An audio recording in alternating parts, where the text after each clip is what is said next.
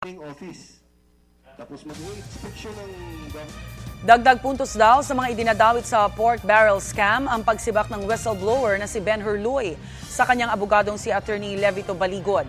Sabi ni Senador Jinggoy Estrada, nagkakawatak-watak na ang mga whistleblower. Bukod pa riyan ang mahinang ebidensyang hawak nila laban sa kanya at iba pang inaakusahang nagbulsa ng kaban ng bayan. Sabi naman ng kampo ni Senador Bong Revilla, tumatakas lang si Baligod sa disbarment case na balak isampa sa kanya. Pakanalang din daw ito ng Malacanang para muling mapag-usapan ang mga whistleblower. Pinaghahanda naman ni Senator Francis Escudero si Luy ng paliwanag sa pagdinig ng Senado sa pork barrel scam bukas. My own opinion, they're crumbling. Parang nagdi-disintegrate na sila. Kaya hindi sila organized, di syempre plus point sa amin, good for us.